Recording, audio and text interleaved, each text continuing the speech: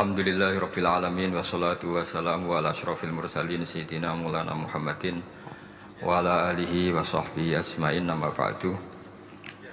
Ingkang sangat kula hormati Kiai Haji Dr. Insinyur Salahuddin sedanten keluarga Mbah Hasyim, sedanten dzurriyyah.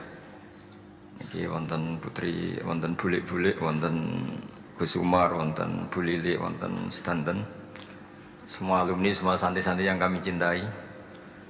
Saya ini syukur sekali karena waktunya tinggal sebentar, jadi uji nyalinya juga sebentar. Saya akan ngomong sesuai spesialisasi saya, yaitu fikih. Karena saya murid Kiai Haji Maimun Zubair yang bersanad lewat Mbah Karim sampai Mbah Hasyim, atau bersanad lewat Mbah Mun, Mbah Zubair, kemudian Mbah Fakih Mas Kumambang, juga teman Mbah Hasyim ketika sama-sama ngaji di Mekah. Saya akan mengkagumi Gus Dur dari segi fikih. Ketika Gus Dur dilengsarkan dari presiden, yang paling saya kenang dan para ulama seluruh Indonesia, mungkin seluruh dunia mengenang adalah keberhasilan Gus Dur mengelola konflik itu tidak pertumpahan darah. Itu satu prestasi yang insya Allah jadi amal beliau, semoga mendapat ridhonya Allah Subhanahu wa ta'ala.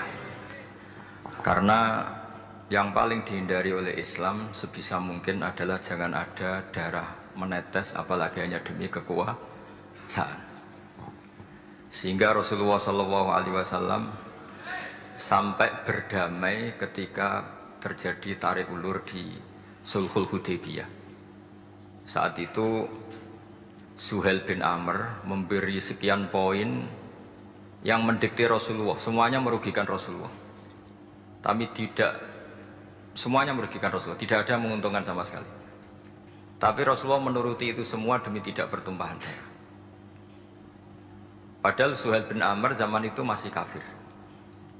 Sehingga menjadi fikih bahwa perdamaian itu harus kita jaga. Sampai ada ayat wa in janahu lisalmi fajnalaha wa tawakkal 'ala Allah. Jika mereka ingin damai, kamu harus menuruti itu. Sehingga damai itu pula yang zaman era Gus Wahid, ketika beliau menginginkan negara berdasar Islam, itu banyak di buku, termasuk beliau panitia 9 persiapan kemerdekaan, Pebuki, juga tadi Gus Salahuddin cerita. Beliau akhirnya kompromi juga dengan negara yang berbentuk Pancasila. Kemudian itu disosialisasikan era Muktamar Situbondo, yaitu Kiai Haji Ahmad Siddiq, didukung oleh Gus Dur karena zaman itu beliau kalah sepuh sama Kiai Haji Ahmad Siddiq. Jadi itu fikih yang saya menjadikan pengagum Gus Dur, karena ibadah Darul Mafasid Muqaddamun ala Jalbil Masalah adalah ibadah yang luar biasa. Berikutnya saya mohon sama Kiai Haji Salahuddin Wahid berkenan saya cara berpikir begini untuk Gus Dur. Jadi saya ini dari keluarga Kiai, saya juga senasab dengan keluarga Mbah Hasyim karena sama-sama turunan Mbah Sambu Lasem. Jadi beliau adalah Abdurrahman bin Wahid bin Hasyim bin Asy'ari bin Wahid lagi, terus bin Abdul Halim 2 sampai Mbah Sambu. Kira-kira nasabnya sama dengan saya, dengan Mbah Hamid yang dari jalur itu. Saya mau bercerita begini. Watak seorang cucu itu biasanya mengalir dari pikiran besar mbah-mbahnya atau leluhurnya. Karena setiap mbah-mbahnya pasti berdoa dzurriyyatan thayyibah, yaitu anak cucu yang baik. Saya sengaja di sini bawa kitab yang ditulis oleh Muhammad Asad Shihab, seorang Libanon. Menulis bahwa Mbah Hasyim Asy'ari adalah terhitung sebagai mujaddid, sebagai pembaharu Islam, setidaknya di Asia sini atau di Indonesia. Di sini ada kitab ini diterjemah beberapa kali, sebagian oleh Kiai Haji Mustafa Bisri, sebagian oleh Kiai Sodik Semarang. Saya punya edisi asli, edisi Arabnya, karena saya dari awal ingin ngaji sama santri-santri Tebuireng. Karena buyut-buyut saya itu termasuk gurunya Mbah Soleh Darat. Jadi buyut saya yang di Kudus, Pondok Damaran itu dulu Mbah Soleh Darat pernah ngaji di situ. Dan Mbah Hasyim kecil pernah ngaji sama Mbah Soleh Darat. Dan tentu biasa itu dalam ilmu sanad. Guru-guru saya indukannya di Mbah Hashim juga pernah ngaji beberapa ulama di Pantura. Dan saya pastikan di antara perilaku atau manhaj Mbah Hashim adalah, ini saya baca guru-guru beliau, kemudian ada perilaku yang persis ditiru Gus Dur. Jadi itu bukan sekedar bukan sekedar mitos atau kebetulan. Beliau punya pilihan-pilihan yang dipilih sampai akhir hayatnya.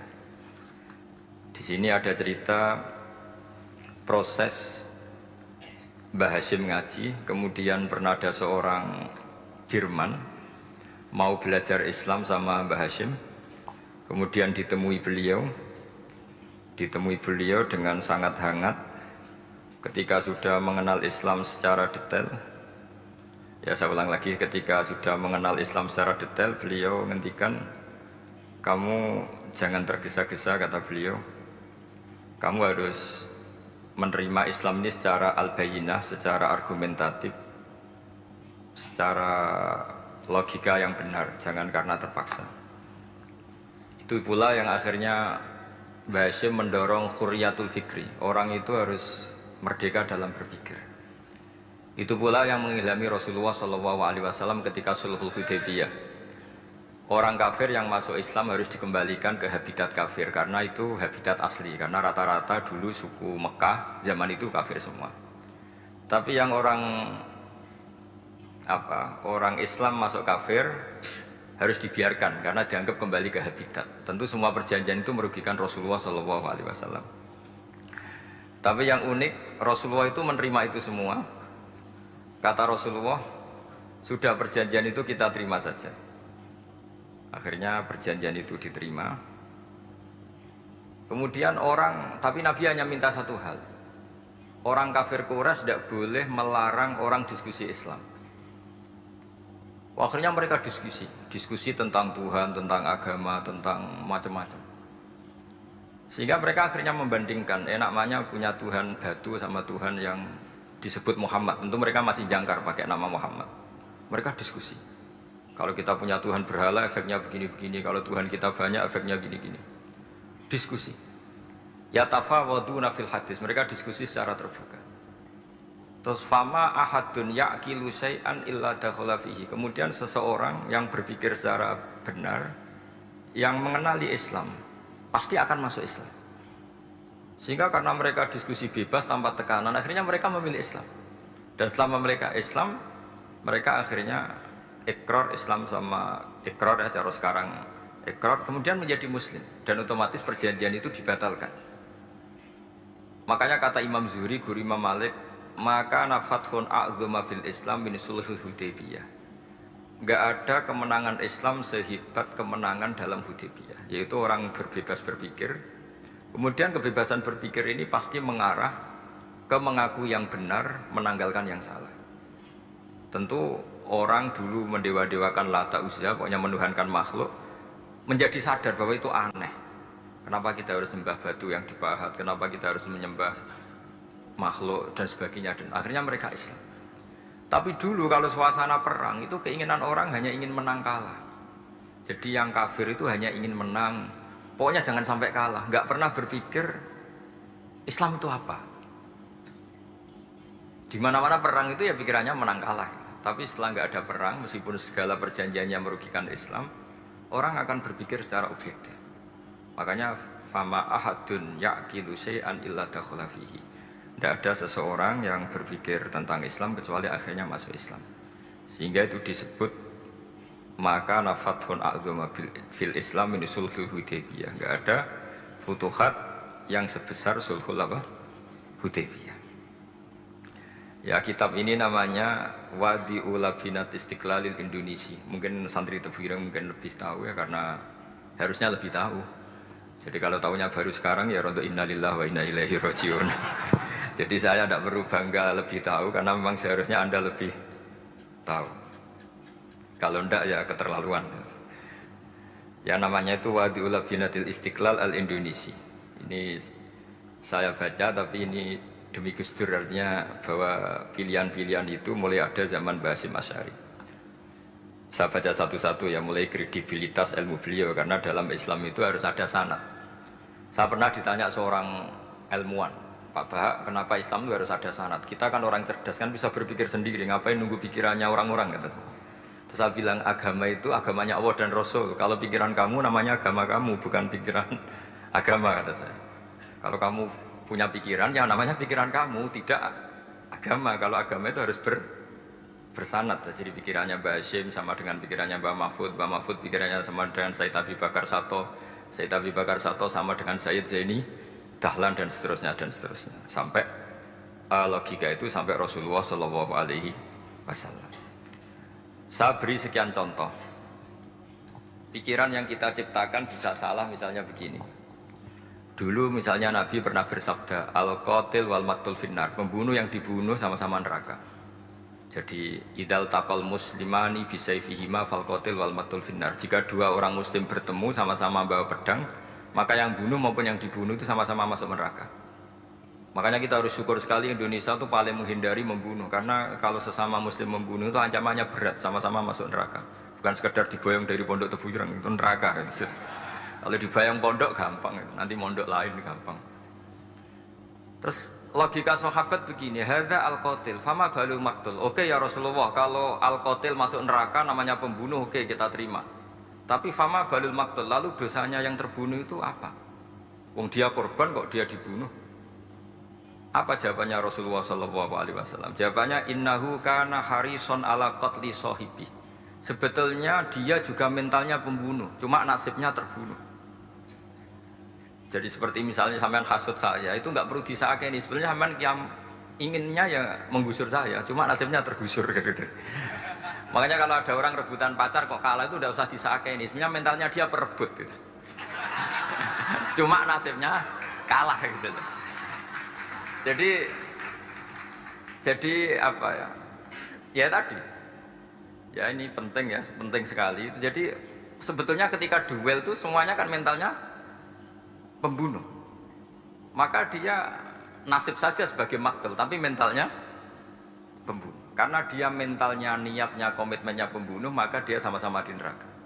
Maktul itu faktanya terbunuh, tapi mentalnya pembunuh. Sehingga hukumannya sebagai pembunuh.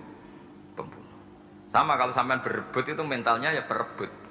Cuma nasibnya kalah atau terebut. Itu soal nasib. Ini saya baca dulu ya guru-guru Mbah Hashim supaya clear. Selama ini yang dikenalkan beliau ngaji sama saya Mahfud, saya Khotib Minangkabau. Ini di kitab ini. Saya baca sesuai harokat yang ada di kitab ini. Nanti kalau sampai tidak cocok karena beda mazhab, ya nggak apa-apa, asal pinter saja. Karena baca kitab itu unik. Kadang-kadang satu guru sama guru yang lain itu beda-beda. Dan biasanya guru itu nggak mau kalah. Mbah Mun tuh sering cerita, ada kiai maknani wati ini lan wit alu. Itu muridnya gerutu karena pernah mondok itu kok nggak gitu. Pak guru, di kitab saya maknanya itu pohon elu. Lah iya cung wit elu kena gua alu kata gurunya karena gurunya nggak mau kalah. Ada yang guru itu salah baca wal jarodin lan lawang. Muridnya nggak terima. Pak Yai saya pernah ngaji itu maknanya walang. Lah iya walang sing ning lawang cung. Itu memang kasus makna-makna di Jawa itu banyak. Karena awalnya memang wis rodok bodoni. Kenapa saya bilang bodoni? Yang bilang Mbah Mun makna Jawa ono bodoni ini ya. Karena watin itu kan nggak ada di Indonesia. Tapi kiai itu malu kalau gak iso maknani. Akhirnya wati ini wet elu. Tanyakan orang pakar ahli Jawa ya tidak tahu lo itu apa. Pokoknya butuhnya kiai itu ada lafaz ya ada maknanya. Padahal jenis itu nggak ada di Indonesia. Seperti haudat itu maknanya di Jawa sekedup. Sekedup itu rumah kecil yang ada di unta zaman dulu. Di Jawa ada enggak? Tidak ada. Kalau kamu tanya orang Jawa ini apa namanya? Namanya ya rumah kecil di atas unta. Tapi di Jawa dulu punya makna namanya apa? Sekedup. Jadi kiai Jawa itu luar biasa improvisasi. Ya rodok bodoni gitu. Lah yang sering bodoni itu bab halal haram, tapi bodoni apik. Yang tidak semua bodoni itu buruk, kadang wajib. Betul ya? Ini sama tergesola. Ini karena keahlian fikih saya juga barokahnya Mbah Hashim Asy'ari supaya beliau senang. Beliau senang karena para nabi, para wali, para ulama itu tidak meninggal. Tadi kalau Mbak Anita bilang wafat itu kalau dalam bahasa Arab wafa ya fi wafaan itu maknanya nuhoni. Nuhoni itu sudah memenuhi. Jadi sebenarnya memang nggak pernah ada orang mati itu. Jadi kita punya jatah umur, jatah rezeki sudah terpenuhi semua. Namanya wafat. Dari kata wafa ya fi wafaan, sesuatunya sudah penuh maka diambil. Kalau roh sendiri nggak pernah meninggal. Ya roh sendiri kalau Mbak Anita bilang kita memperingati kehidupan Gus Dur ya memang hidup karena tadi nggak ada siapapun bilang orang itu mati. Orang mati itu adalah jasad, rohnya diambil dari jasad. Lah roh sendiri ini nggak pernah berstatus mati karena makanya orang Jawa semua sepakat. Wong mati ku piye? Sing nyawane dijabut, jasadnya mati, nyawanya diambil. Kemudian nyawa ini yang mengalami dapat nikmat maupun dapat azab. Sehingga keyakinan ahli sunnah wal jamaah ini perlu didoakan karena menghadapi Allah butuh topangan doa dan doa itu nggak pernah salah karena otoritas doa itu milik Allah Subhanahu wa Ta'ala. Nggak bisa kamu nyemprit Allah, Allah ini sudah akhirat loh, amal nggak ada gunanya loh, nggak bisa. Allah tetap zat yang bisa mengabulkan doa siapa saja. Sehingga ahli sunnah berpendapat doa itu yanfa'ul mayyit, doa itu manfaat untuk mayit. Sehingga Basim Asy'ari ngarang secara spesifik risalah an ahli sunnah wal jamaah. Di antara yang paling pokok adalah doa yanfa'ul mayyit, bahwa doa itu manfaat pada mayit. Ini saya hitung ya guru-gurunya Mbah Hasyim. Darus Salhat Muhammad Hasyim Asy'ari ini karangannya Asad Syihab, orang Libanon. Buku ini selesai tahun 72. Beliau lama sekali ikut ngaji di sini sama Mbah Hasyim. Tapi sebagai peneliti, beliau ke sini sudah alim. Ndak terus masih ngapalkan alif bata itu ndak, itu masih sudah alim. Darus Salhat Muhammad Hasyim Asy'ari fil Haramil Makki Syarif fi Makkah Al-Mukarramah alaihi ulama. Seterusnya beliau hitung ya. Amsalus Syekh Ahmad Amin Al-Attar wa Sayyid Sultan bin Hasyim wa Sayyid Ahmad Zawawi. Ya dihitung ya sudah berapa itu. Tapi beliau ke sana sudah alim loh, jangan sampean kira kalau sampean ke sana itu jadi TKI repot nanti. Itu kata Mbah Mun kalau ada orang mau mondok Mekah, apa mondok Mekah wis alim dereng. Kersane pinter bahasa Arab, bakul es neng Arab pinter bahasa Arab kata Mbah. Jadi kalau beliau kalau sama orang belum alim mondok di Mekah itu agak duka beliau. Ya, Syekh Ahmad Amin Al-Attar, wa Sayyid Sultan bin Hasyim, wa Sayyid Ahmad Zawawi, wa Syekh Ibrahim Arab, wa Sayyid Ahmad bin Hasan Al-Attar, wa Syekh Said Al-Yamani. Ini yang gurunya Mbah Zubair juga, guru-gurunya keluarga sarang, wa Sayyid Husain Al-Habsyi. Ini mbah-mbahnya keluarga Habib Anis Solo. Jadi ya pokoknya keluarga besar Solo karena kita tahu Habib Anis itu bin Alwi bin Ali yang punya simtud Duror bin Muhammad bin Husain. Alladzi tawalla mansibal iftah hatta wafatul maniyah wa Sayyid Bakar Sato. Ini yang ngarangnya Anatul Thalibin. Wa Syekh Rahmatullah wa Sayyid Alawi bin Ahmad As-Segaf. Ini yang ngarang Tarsihul Mustafidin. Kita tahu sarah i'anah paling terkenal adalah dua, I'anatul Thalibin dan Tarsihul Mustafidin. Itu dikarang oleh Alawi bin Ahmad As-Segaf. Terus wa Sayyid Abbas Al-Maliki, itu banyak Sayyid Muhammad. Karena kita tahu Sayyid Muhammad adalah Muhammad bin Alawi bin Abbas, ya, Muhammad bin Alawi bin Abbas. Itu juga gurunya Mbah Hasyim. Wa Sayyid Abdul Az-Zawawi wa Syekh Saleh Bafadl wa Syekh Sultan Hasyim Dagestani. Jadi selain guru-guru di Indonesia termasuk Mbah Mahfud Termas, Syekh Khotib Al-Minangkabau, beliau punya guru-guru itu yang saya sebut. Lalu barokahnya guru-guru itu, ya, barokahnya guru-guru itu, Mbah Hasyim berpikir seperti itu, dan berpikir seperti itu yang mengilhami Gus Wahid, kemudian Gus Wahid mengilhami Gus Dur. Kenapa saya cerita ini? Supaya kamu tahu bahwa pikiran-pikiran besar Gus Dur itu ada sanadnya. Jangan sampai kamu berpikir Gus Dur cerdas muka kan delok film lah, terus gue delok film kan ya repot gitu. Jadi makanya ini, karena banyak juga yang cerita Gus Dur sebagai budayawannya, sebagai demokratnya, sebagai pluralisnya. Yang cerita itu kan sudah ada, masa saya disuruh cerita itu lagi? Jadi kalau sampean saya cerita itu lagi kan coro Jawa tahsilul hasil. Jadi ini itu tidak bidang saya. Bidang saya akan melihat Gus Dur sebagai cucu Mbah Hasyim siapa? Asy'ari. Ini saya baca ya. Ini bahasa Jerman tapi sudah diagak-agak Arabkan.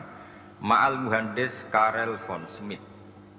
Ini Mbah Hasyim. Jangan kira yang pernah berkawan ya, bersosialisasi dengan non muslim itu mulai Gus Dur, mulai Mbah Hasyim.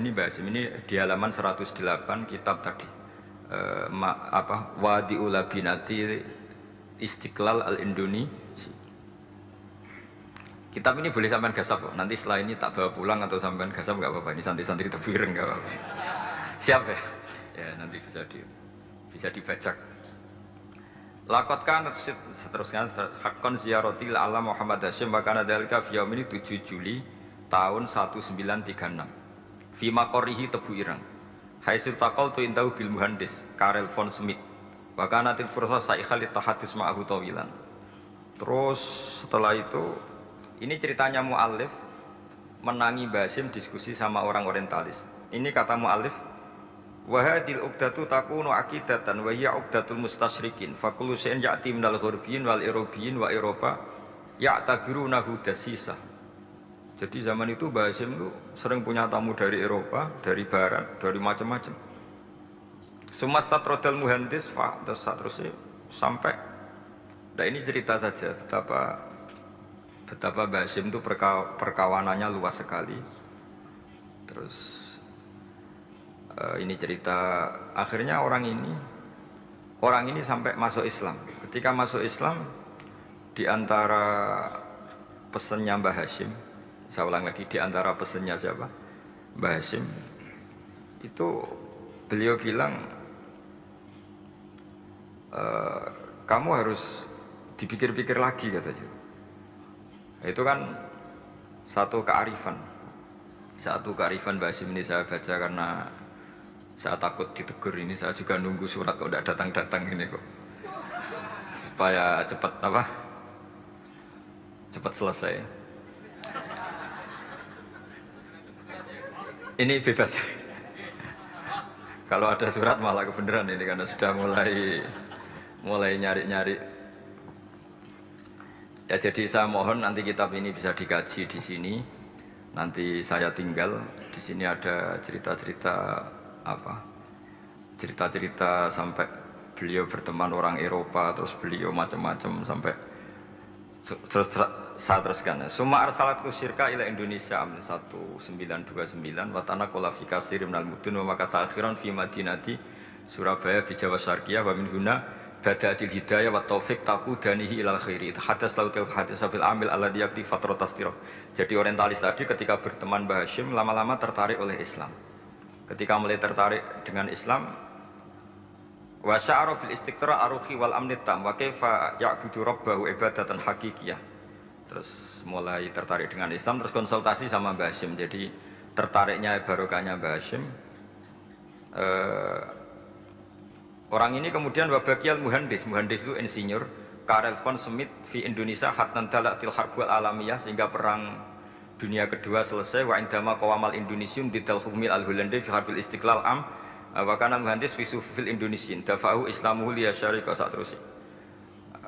Terus ini saya cerita, jadi Mbah Hashim pernah mengislamkan orang Belanda, orang Jerman. Orang apa? Orang Jerman, terus orang ini hidup di Hamburg. Sampai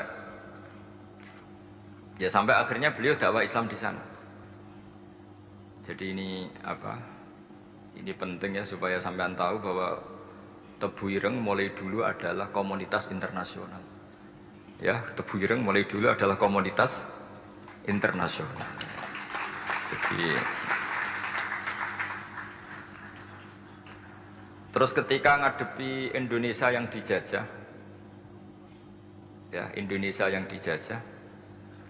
ini Mbah Hashim bersama kawan-kawannya sepakat iktikaf di Multazam. Ini saya baca ya.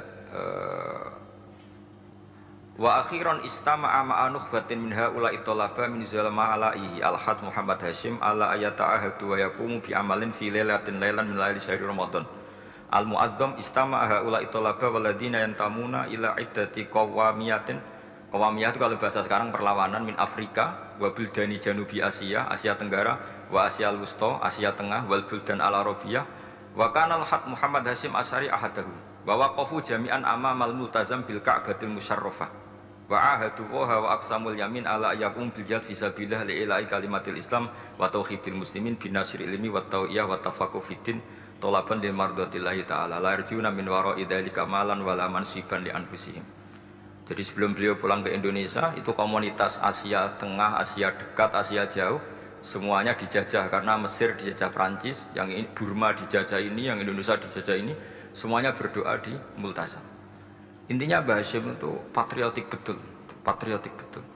Tapi ya religius betul. Beliau berdoa di Multazam, beliau menyanggupi siap jihad melawan penjajah. Tapi saat itu juga berikrar kalau semua itu tidak untuk nyari pangkat. Makanya saya yakin Gus Dur adalah orang saat jabat presiden karena supaya Indonesia tidak chaos. Buktinya apa? Ketika beliau dilengsarkan ya santai saja. Wong ngajine wa mal hayatud dunya illa mataul ghurur. Jadi ya santai saja itu. Ndak jadi masalah. Terus kitab ini menerangkan, ini saya baca ya. Li khidmati dual alladziina laha musta'maratun. Musta'marat itu dijajah mislu Holanda wa Inggris wa Rusia wa Pernisia wa fi hadzal amri bidzat ara ana 'alal muslimin wal mas'ulin khususan. Ini intinya ulama-ulama yang dari timur jauh kemudian sowan ke Mbah Hashim minta fatwa karena negara-negara mereka juga dijajah.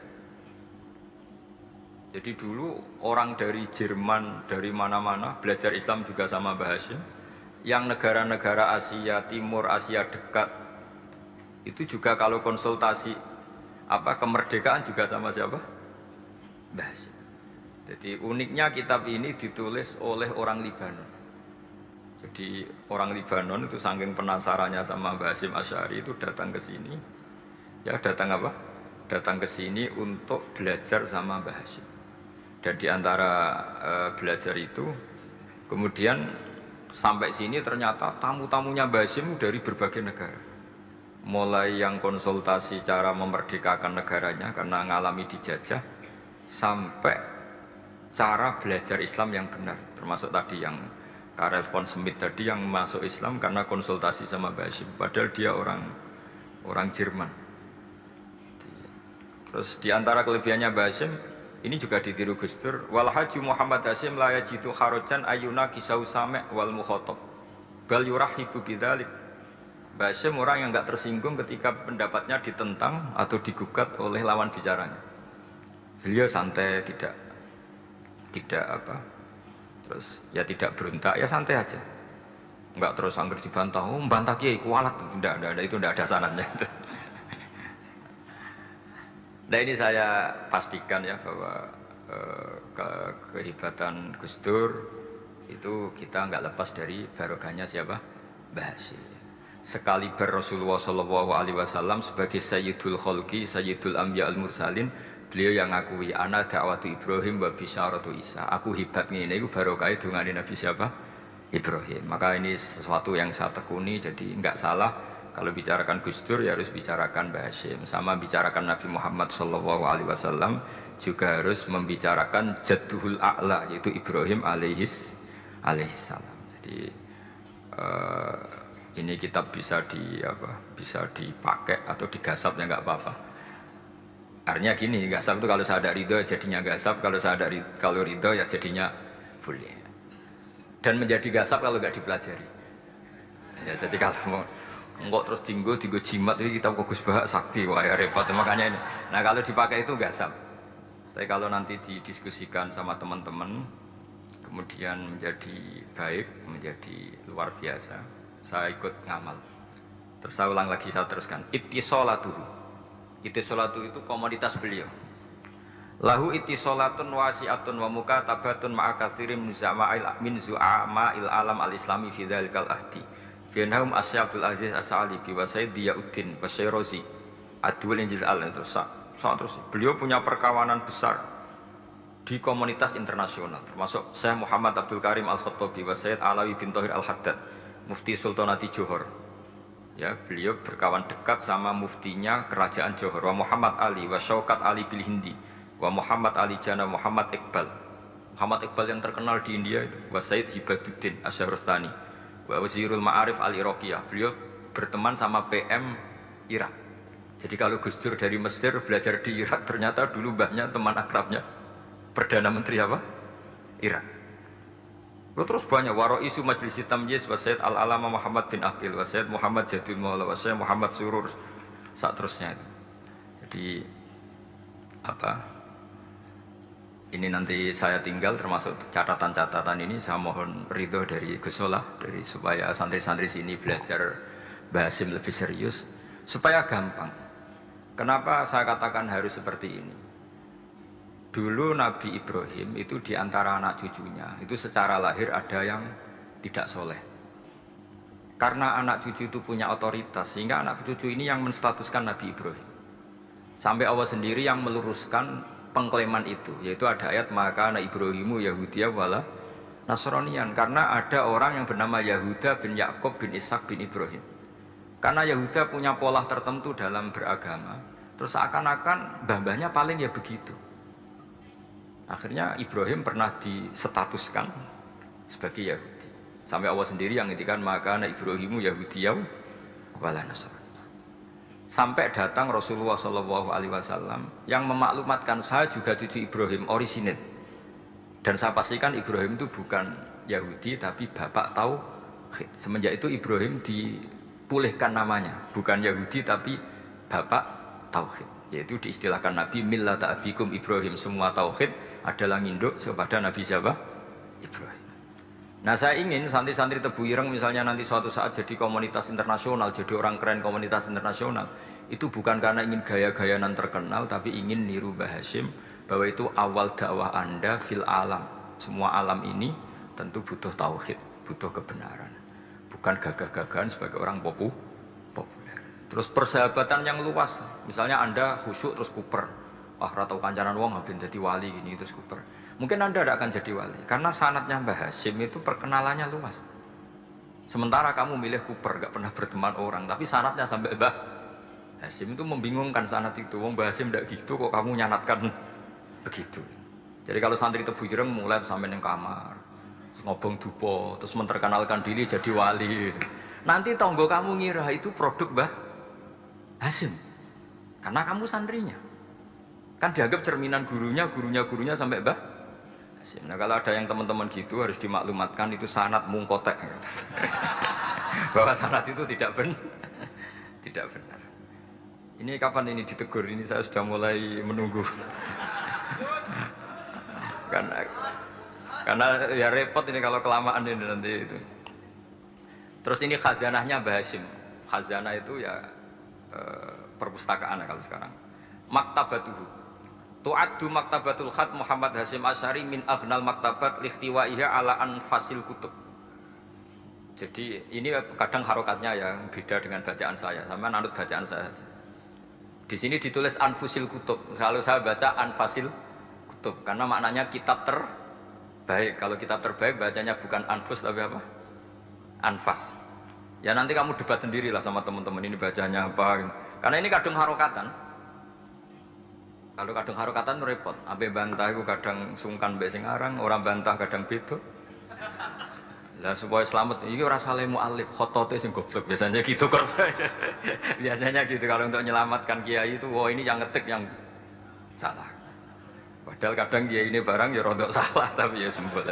Daripada sultan sama kiai kan mendingan sama pengurus. Ya gitu ya sepakat ya. Jadi ya sudah terus. Ya saya baca ya. Tu'addu maktabatul khat Muhammad Hasyim Asy'ari min aghnal maktabat ikhtiwaiha ala anfasil kutub al-ilmiyah al-islamiyah. Jadi kalau tadi yang diceritakan para kawan-kawan Gus Dur suka baca. Itu Mbah Hasyim itu kitabnya banyak sekali dan semuanya kitab terbaik. Min matbu'atin baik yang dicetak wa makhtutatin baik yang masih tulisan tangan. Athariyatin qadimah baik kitab-kitab yang sudah hampir punah karena saking lamanya. Wa tadummu hadil maktabah jullal kutub al-mu'allafah wal lughat al-arabiyyah wal indonesia wal jawiyah wal malaysia wa ba'dal lughat al-ajnabiyyah al-ukhra. Jadi zaman Mbah Hasyim itu perpustakaannya sudah ada bahasa Indonesia, bahasa Jawa, bahasa Malaysia, bahasa Inggris. Itu yang nulis orang Libanon. Sampai santrinya Mbah Hasyim tidak tahu innalillahi wa inna ilaihi rajiun. Maka ini yang kepertobatan ya saya kasih. Jadi ini saya biasa guyon, kesulitan ini guyon sama santri, saya tidak midatoni kiai, jadi ini guyon sama santri. Semoga guyonan ini manfaat.